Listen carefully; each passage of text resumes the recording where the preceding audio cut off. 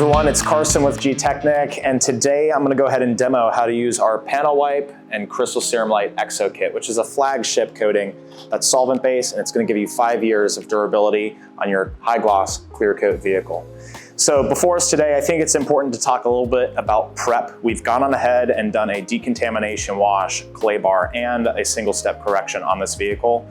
That's going to make sure that we're dealing with bare clear coat here, so this coating can bond and adhere to that substrate as strongly as possible to give us the full 5 years of durability that we're expecting out of this coating kit. Now, to further enhance the bond, something really important is going to be how you prep that panel. You know, at this point, we probably still have some polish residue, maybe some detailing product residue on the surface. Panel Wipe is going to be our dedicated solution to help remove any oils and residues that would otherwise inhibit the bond of these coatings kind of getting onto that surface. And so the reason why we go with a dedicated Panel Wipe, number one, is because we want to make sure that there's increased friction on that panel. It sounds counterintuitive, but when we have a product that does that, this will bond better.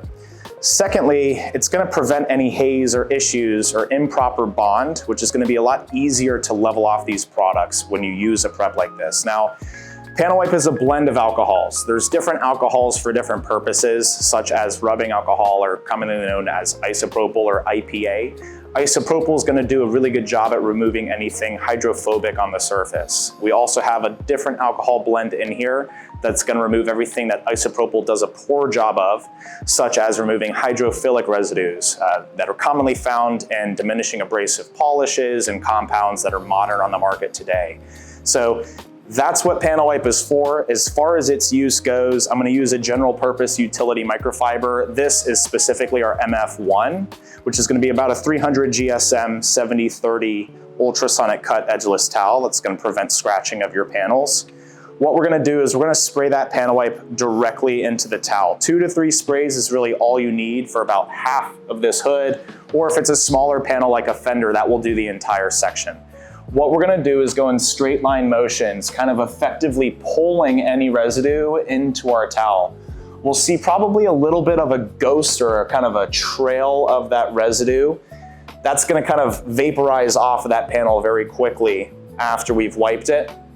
And you'll notice, compared to the kind of just polished side where we even wiped off that residue, this panel is going to be a little bit stickier and tackier, kind of a squeaky clean feel, versus something like this where we have a little bit more of that motion and that grab on the panel here. That grab is what we're after. And so once we've gone on ahead and used Panel Wipe, now we're good to go ahead and begin installing our Crystal Serum Light, which is the 5-year base layer coating. Within this kit, this is a really convenient option because it's really got everything you need to install the products, along with some QR codes that will give you step-by-step video instructions for each step of the process, along with kind of a little bit of a show of what's going on that panel on kind of a molecular level and broken down into steps and stages.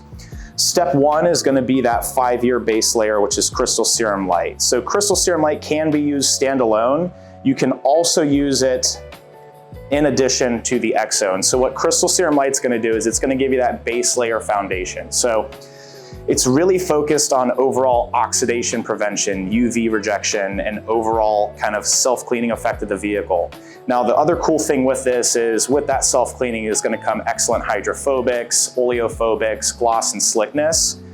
Where the Exo comes in is this coating is primarily just about boosting that performance even more. A higher water contact angle, which is going to be more hydrophobic, more oleophobic, and even further that self-cleaning effect of the Crystal Serum Light.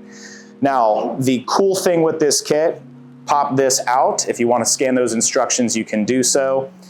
We have our 2 applicators, one for Crystal Serum Light, one for the Exo. We have a pipette dropper because Crystal Serum Light is a pretty accurate product. We want to kind of dispense a very even amount and uniform amount as we coat that panel. Exo is a little bit more loose as far as the application goes. And so when I pop this out, there's not going to be a separate applicator. This is going to have what we call a bartender's pour dropper. We turn that bottle over and there's a built-in spout. We'll get to that when we need to. Now, we also have a set of gloves if we don't already have some equipped. We have a window sticker in there to show everyone that you've got the best protection on the market. And then we also have a master instruction sheet that will allow you to follow kind of what I'm talking about here today if you want that in addition to the video. So I'm gonna go ahead and close this kit. Now that we've gone on ahead and panel wiped, we're really ready to go to install the Crystal Serum Light. Again, that's gonna be our step one of the process here. So go ahead, lightly kind of turn that bottle over just to make sure we have everything blended smoothly. We're gonna crack the cap to this, and then we're gonna go ahead and put in that pipette dropper that comes included inside of the kit.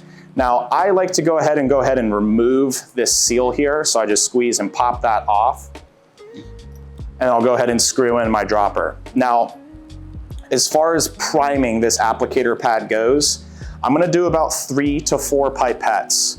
And when I say pipettes, I mean a full squeeze of this applicator. So a full pipette will look like about that much product. I'm gonna do about 3 to 4 pipettes on this applicator pad to begin kind of working my first section. Every consecutive section that I do thereafter is gonna be about 1 to 2 pipettes, and you'll start to get a good feel for what is a good saturation on this pad. What we're kind of looking for is, I call it a river. We want kind of flowing lines of solvent on our panel. If it looks dry or kind of splotchy, we need to go ahead and dispense a little bit, maybe 1 or 2 more pipettes on that applicator, go ahead and get things working a little bit better.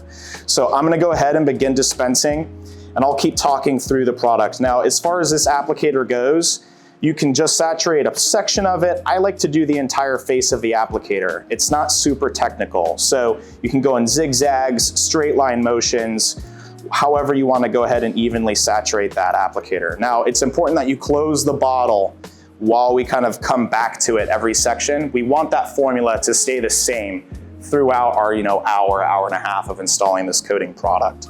And so this is a 3-finger applicator, so I'm gonna go ahead and put 3 fingers in. I did 4 pipettes, and I'm gonna choose kind of a body line or a section. A good kind of frame for this is gonna be to work a 2-foot by 2-foot section, but I also wanna use body lines to kind of give me a physical indicator of where I've applied that coating.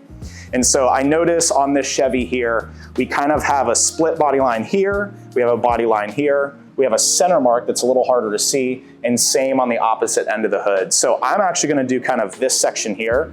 This is closer to about a 1-foot by 3-foot, but that comes out to being similar size square footage. So that's about the size panel I'm gonna work. What I wanna do is I wanna get an even distribution of this product across the hood. And so I do it by this kind of technique called drawing myself a river.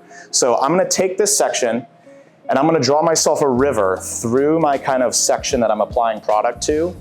And then I'm gonna begin kind of crossing through that river on about a 50-50 overlap.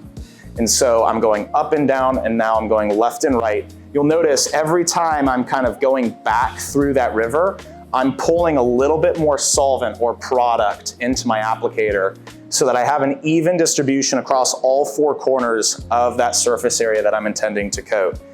And now I'm doing what's called a crosshatch. So I went left and right after I kind of crossed through that river, and now I'm going in up and down motions. This is kind of my insurance. I'm making sure that I have even saturation across all of that panel, and I didn't miss any small sections, that we have that full 5 years of durability throughout the entirety of this panel. And so I went a little bit past that body line, and my next section that I apply to will probably be right here, and I'll go another kind of 10% over. That way you're overlapping and interlocking your sections so that you don't have any missed areas. Now, the instructions included in the kit are gonna say wipe on and wipe off the product immediately, and that's completely fine to do, but you might get a little bit better performance if you allow this coating to bond. And when our coatings bond, they do something called sweating. So we'll try and show you on the camera, but it's really what it's gonna do is this is gonna be kind of wet lines of solvent that start to kind of pool into these rows. And they almost kind of look like cornfield rows or something like that. And those rows will start to have these little tiny beads that kind of resemble sweat. When that coating starts to do that on the majority of the panel, that's how we know it's time to remove the excess.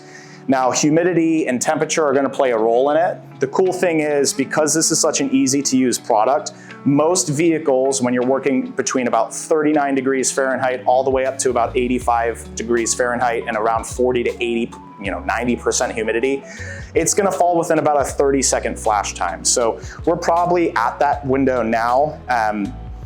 you can kind of see some of this sweat happening. I don't know if we want to pan in and kind of see where we're at here, but the sweating will start to kind of happen where we have this kind of pooling apart. We can really see it happening on some of these edges and corners. We have it kind of pooling. And so once we hit about that 30-second window, I'm gonna go ahead and begin to kind of level off this coating. So I have 3 towels to do so. My first 2 out of my 3 towels are gonna be this MF1, and my last towel is gonna be our Haze Buster. It's designed to grab that last little bit of haze. Now, if you're waiting and you don't really see that sweat happening and it's been, about 30 seconds, I would go ahead and call it. Begin to level off that coating. You wanna err on the side of caution. Sometimes it takes a trained eye to be able to see this sweat happening, especially on a lighter colored vehicle surface. And so we wanna kind of err on the side of caution to prevent high spots happening. What a high spot is excess coating that was allowed to kind of bond a little bit too much on that panel. And now we need to go back and kind of polish that spot out. And so we're gonna try and avoid that. Either look for that sweat or count to a maximum of about 30 seconds. Now, for those of us in warmer climates with higher humidity, higher temperatures, this coating is gonna be closer to a wipe on, wipe off experience. I'd maybe wait around 15 seconds if it's somewhere in Florida and we're pushing 80% humidity and it's kind of spring to summer season or something like that. And so what I'm doing with these towels, I'm following what I call an 80-20-0 rule. 80-20-0. So this towel is kind of my mop. You'll notice what I did is I kind of flicked my wrist and pulled the product into the section that I was applying coating to. That's gonna do a bulk of the work for you. You're immediately gonna grab the second microfiber. We can go in straight line motions here. We can go in semicircular motions. At this point, we don't have any debris on the panel that would risk scratching or defects, so I'm not worried about the motion of the towel. Whatever comes natural to you. Now that we've kind of done those first 2 towels, this third towel is our Haze Buster. We're just kind of checking that panel really quick and we're just making positive we have even coverage and we don't have any product that we pushed onto adjacent areas. So you might have noticed this is kind of about 1.5 times that area I've installed the product to. I'm checking the headlight, I'm checking the section of the hood that I didn't install product to, and I'm even kind of wiping onto the fender and the A-pillar just to triple check my work and make sure that I have all of that removed and I have an even coverage and I didn't leave any excess product to risk high spotting.